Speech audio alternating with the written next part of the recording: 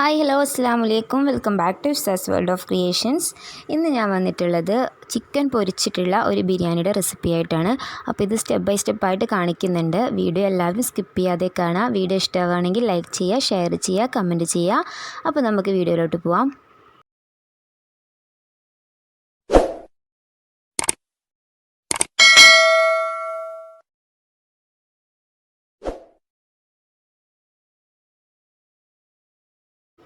ആദ്യം ഒരു മിക്സിയിലെ ജാർ എടുക്കുക. അതിലേക്ക് ഒരു പിടി വെളുത്തുള്ളി ഇട്ട് കൊടുത്തിട്ടുണ്ട്.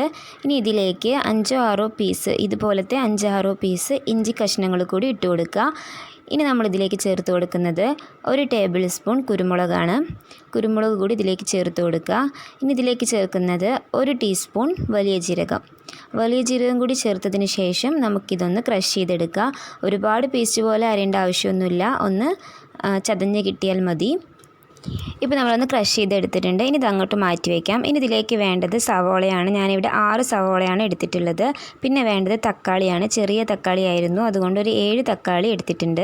ഇനി നമുക്ക് കഴുകി വൃത്തിയാക്കി വെച്ചിട്ടുള്ള ചിക്കൻ പീസ് ഒന്ന് വേവിച്ചെടുക്കണം. അതിനായിട്ട് നമ്മളിതിലേക്ക് കുറച്ച് വെള്ളം ചേർത്ത് കൊടുക്കുക. ചിക്കൻ വേവിക്കാൻ ആവശ്യമായിട്ടുള്ള വെള്ളം ചേർത്ത് കൊടുക്കുക. ചിക്കൻ ഒരുപാട് വേവിക്കേണ്ട ആവശ്യമില്ല, ജസ്റ്റ് തിളച്ചതിന് ശേഷം അതിൻ്റെ വെള്ളം എടുത്തിട്ടാണ് നമ്മൾ ബിരിയാണി വെക്കുന്നത്. ഇതിലേക്ക് കുറച്ച് ഉപ്പും കുറച്ച് മഞ്ഞൾപ്പൊടിയും കൂടി ചേർത്തിട്ട് നമുക്കിതൊന്ന് തിളപ്പിച്ചെടുക്കാം. ഇപ്പോൾ ചിക്കൻ തിളച്ച് വന്നിട്ടുണ്ട്. ഇനി നമുക്ക് ഇത് വെള്ളം മാറ്റി വയ്ക്കാം. ഇനി നമ്മൾ മാറ്റി വെച്ച ചിക്കനിലേക്ക്, വെള്ളം കളഞ്ഞ് വെച്ചിട്ടുള്ള ചിക്കനിലേക്ക് ചിക്കൻ മസാലയാണ് ചേർത്ത് കൊടുക്കുന്നത്. ഒരു 2 ടേബിൾ സ്പൂൺ ചിക്കൻ മസാല ചേർത്തിട്ട് നമുക്കിതൊന്ന് മാരിനേറ്റ് ചെയ്ത് വെക്കാം. ചിക്കൻ നന്നായിട്ട് മാരിനേറ്റ് ചെയ്തതിന് ശേഷം നമുക്കിതൊന്ന് ഫ്രൈ ചെയ്തെടുക്കണം. അപ്പോൾ ആദ്യമായിട്ട് ഇതുപോലെ മാരിനേറ്റ് ചെയ്ത് വെക്കുക. എന്നിട്ട് നമുക്കിതൊന്ന് ഫ്രൈ ചെയ്തെടുക്കാം. ഫ്രൈ ചെയ്യാനായിട്ട് ഞാനിവിടെ ഒരു പാനിൽ ഓയിൽ ഒഴിച്ചു കൊടുത്തിട്ടുണ്ട്. ഓയിൽ നന്നായിട്ട് ചൂടായതിന് ശേഷം നമ്മൾ മാരിനേറ്റ് ചെയ്ത് വെച്ചിട്ടുള്ള ചിക്കൻ പീസസ് ഇതിലേക്ക് ഇട്ട് കൊടുത്തിട്ട് നമുക്കിതൊന്ന് ഫ്രൈ ചെയ്തെടുക്കാം. പിന്നെ നമ്മൾ ഈ ഫ്രൈ ചെയ്ത ഓയിലിൽ തന്നെയാണ് കേട്ടോ ബിരിയാണിയുടെ മസാല ഉണ്ടാക്കുന്നത്. അതിനാണ് നമ്മൾ ആദ്യം ചിക്കൻ പീസസ് ഫ്രൈ ചെയ്തെടുക്കുന്നത്. നമ്മൾ എല്ലാ ചിക്കൻ പീസസും ഫ്രൈ ചെയ്തെടുത്തിട്ടുണ്ട്. ഇനി നമുക്ക് ആ എണ്ണയിലേക്ക് തന്നെ നമ്മൾ അരിഞ്ഞ് വെച്ചിട്ടുള്ള സവാള ഇട്ട് കൊടുക്കാം. എന്നിട്ട് ഇതൊന്ന് വഴറ്റിയെടുക്കാം. സവാള നന്നായിട്ട് വഴറ്റിയെടുക്കുക. സവാള പെട്ടെന്ന് വഴന്ന് കിട്ടാൻ വേണ്ടിയിട്ട് ഈ ടൈമിൽ നമുക്ക് ഉപ്പ് കൂടി ആഡ് ചെയ്ത് കൊടുക്കാം കേട്ടോ. അപ്പോൾ നമ്മൾ ഉപ്പ് ആഡ് ചെയ്ത് കൊടുക്കുമ്പോൾ ശ്രദ്ധിക്കുക, നമ്മൾ ചിക്കൻ തിളപ്പിക്കുന്ന വെള്ളത്തിൽ ഉപ്പ് ഇട്ടിട്ടുണ്ട്. അപ്പോൾ മസാലയിൽ ഇതുപോലെ എണ്ണയിലൊക്കെ ആ ഉപ്പ് എന്തായാലും ഉണ്ടാവും. അപ്പോൾ അത് നോക്കിയിട്ട് നമ്മൾ ഉപ്പ് ആഡ് ചെയ്ത് കൊടുക്കുക. പിന്നെ ചിക്കനിൽ ഉപ്പുണ്ട്, അപ്പോൾ അത് നോക്കിയിട്ട് ആവശ്യത്തിന് ഉപ്പ് ആഡ് ചെയ്ത് കൊടുക്കുക. എന്നിട്ട് ഇതൊന്ന് നന്നായിട്ട് നമുക്കൊന്ന് സോട്ട് ചെയ്തെടുക്കാം.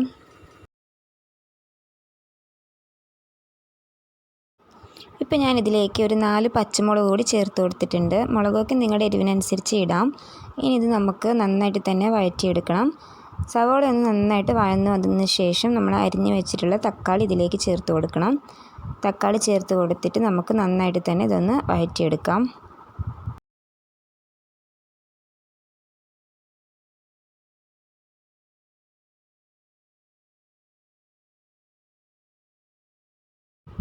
ഇപ്പോൾ തക്കാളി സവാളയും നന്നായിട്ട് വഴന്ന് വന്നിട്ടുണ്ട്. ഇനി നമ്മളിതിലേക്ക് ചതച്ച് വെച്ചിട്ടുള്ള ഇഞ്ചി വെളുത്തുള്ളി കുരുമുളക് പേസ്റ്റ് ഇട്ട് കൊടുക്കുക.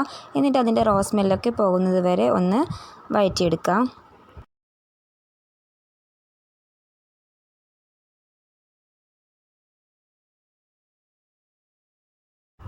ഇനി നമുക്കിതിലേക്ക് പൊടികൾ ആഡ് ചെയ്ത് കൊടുക്കാം.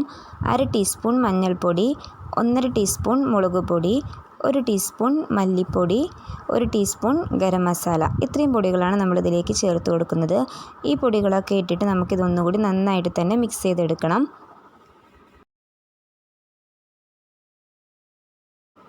ഇനി ഇതിലേക്ക് 2 ടേബിൾ സ്പൂൺ തൈര് കൂടി ചേർത്ത് കൊടുത്തിട്ടുണ്ട്. അതുകൂടി ചേർത്തിട്ട് ഒന്നുകൂടി മിക്സ് ചെയ്തെടുക്കാം.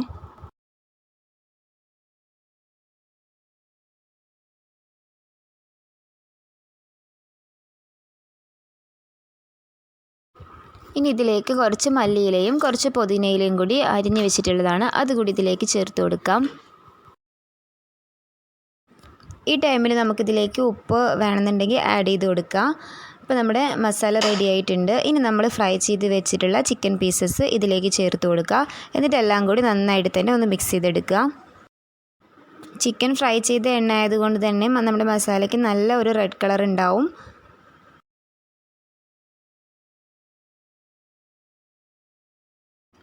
ഇപ്പോൾ നമ്മുടെ മസാല റെഡി ആയിട്ടുണ്ട്. ഇനി നമുക്കിത് അടച്ച് വെച്ചൊരു 10 മിനിറ്റ് ഒന്ന് വേവിച്ചെടുക്കാം. ആ ടൈം കൊണ്ട് നമുക്ക് റൈസ് തയ്യാറാക്കാം. റൈസ് തയ്യാറാക്കാനായിട്ട് ഞാനിവിടെ 2 കിലോ അരിയാണ് എടുത്തിട്ടുള്ളത്. 2 കിലോ അരി അളന്ന് കുതിർത്ത് ഒരു അരമണിക്കൂർ കുതിർത്ത് വെള്ളം കളഞ്ഞ് വെച്ചിട്ടുള്ളതാണ്. ഇനി നമുക്ക് റൈസ് ഉണ്ടാക്കാനായിട്ട് തുടങ്ങാം. അതിനായിട്ട് ആദ്യം ഒരു പാനിലേക്ക് 2 ടേബിൾ സ്പൂൺ നെയ്യ് ഒഴിച്ചു കൊടുക്കുക. നെയ്യ് നന്നായിട്ട് ചൂടായതിന് ശേഷം സ്പൈസസ് ഇട്ട് കൊടുക്കുക. പട്ട, ഗ്രാമ്പു, ഏലക്കായ ഇട്ട് കൊടുക്കുക.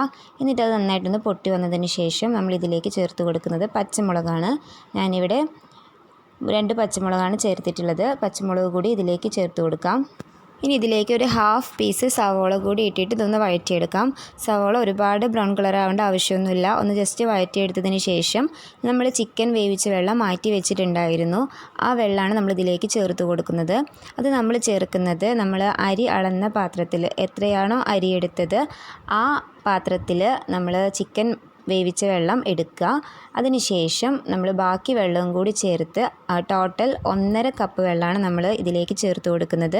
അപ്പോൾ നമ്മൾ ചിക്കൻ്റെ വെള്ളവും പ്ലസ് എക്സ്ട്രാ വെള്ളവും കൂടി ചേർത്ത് 1.5 കപ്പ് വെള്ളമാണ് നമ്മൾ റൈസിലേക്ക് ചേർത്ത് കൊടുക്കുന്നത്. 1 കപ്പ് അരിക്ക് 1.5 കപ്പ് വെള്ളമാണ് ചേർത്ത് കൊടുക്കുന്നത്.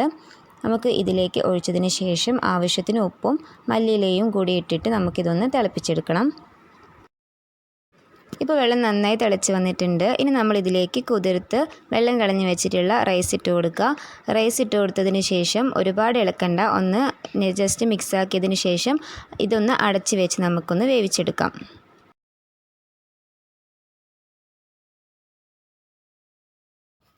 ഈ ടൈം കൊണ്ട് നമ്മുടെ മസാല ഇവിടെ സെറ്റായി വന്നിട്ടുണ്ട്. ഞാനിതിലേക്ക് 1 ടീസ്പൂൺ നെയ്യ് കൂടി ആഡ് ചെയ്ത് കൊടുത്തിട്ടുണ്ടായിരുന്നു കേട്ടോ. അത് കാണിക്കാൻ വിട്ടുപോയതാണ്.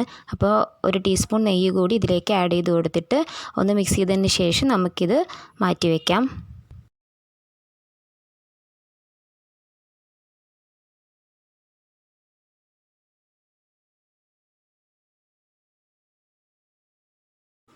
ഇപ്പോൾ നമ്മുടെ റൈസ് ഇതുപോലെ വെള്ളമൊക്കെ വറ്റി വന്നിട്ടുണ്ട്. വെള്ളം ഒരുപാട് വറ്റണ്ട, ജസ്റ്റ് റൈസും വെള്ളവും ഒരുമിച്ചാവുന്ന ടൈമിലാണ് നമ്മൾ ദമ്മിട്ട് കൊടുക്കുന്നത്.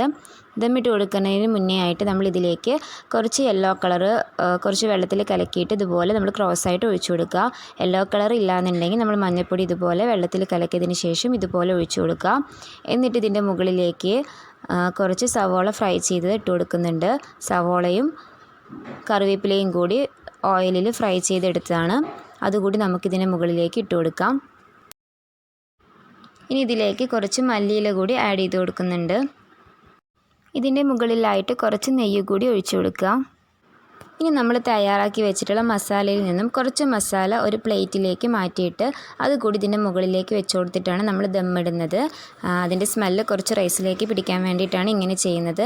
ഇതുകൂടി ഇതിലേക്ക് വെച്ച് കൊടുത്തിട്ട് നമുക്കിതൊന്ന് ദമ്മിടാം. ദമ്മിടുന്നത് ഒരു തട്ട് കൊണ്ട് മൂടിയതിന് ശേഷം അതിൻ്റെ മുകളിലേക്ക് കുറച്ച് കനലിട്ട് കൊടുക്കുക. എന്നിട്ട് 2 കല്ലാണ് ഞാൻ കയറ്റി വെച്ചിട്ടുള്ളത്. എന്തെങ്കിലും വെയിറ്റ് അതിൻ്റെ മുകളിലേക്ക് വെച്ച് കൊടുക്കുക. ഇത് നമുക്കൊരു 15 മിനിറ്റ് ഇങ്ങനെ ദമ്മിട്ടെടുക്കണം. ഇപ്പോൾ 15 മിനിറ്റ് കഴിഞ്ഞിട്ടുണ്ട്. ഇനി നമുക്കിതൊന്ന് തുറന്ന് നോക്കാം. കണ്ടില്ലേ, ഇപ്പോൾ നമ്മുടെ റൈസ് കറക്റ്റ് വേവായിട്ട് വന്നിട്ടുണ്ട്. ഇനി നമുക്കിതിൻ്റെ മുകളിലെ മസാല ഒന്ന് മാറ്റി കൊടുക്കാം. എന്നിട്ട് റൈസ് ഒന്ന് നന്നായിട്ട് തന്നെ മിക്സ് ചെയ്തെടുക്കണം.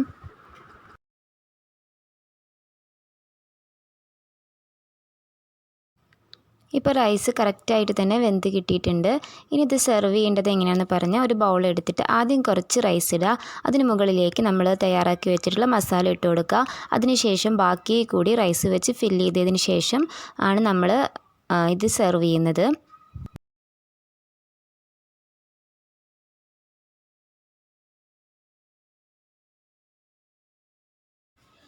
ഇപ്പോൾ റൈസും മസാലയും ഇവിടെ റെഡി ആയിട്ടുണ്ട്. ഇനി നമുക്കിത് സെർവ് ചെയ്യാം. അപ്പോൾ നമ്മുടെ ചിക്കൻ പൊരിച്ചിട്ടുള്ള ദം ബിരിയാണി ഇവിടെ റെഡി ആയിട്ടുണ്ട്. നല്ല ടേസ്റ്റാണ് ഈ ബിരിയാണി കഴിക്കാനായിട്ട്. അപ്പോൾ എല്ലാവരും എന്തായാലും ഒന്ന് ട്രൈ ചെയ്ത് നോക്കുക. ട്രൈ ചെയ്ത് നോക്കിയിട്ട് ഫീഡ്ബാക്ക് അറിയിക്കുക. അപ്പോൾ ഇൻഷാ അല്ലാഹ് അടുത്ത നല്ല വീഡിയോ ആയിട്ട് കാണുന്നവരെ ബൈ. അസ്സലാമു അലൈക്കും. Thanks for watching.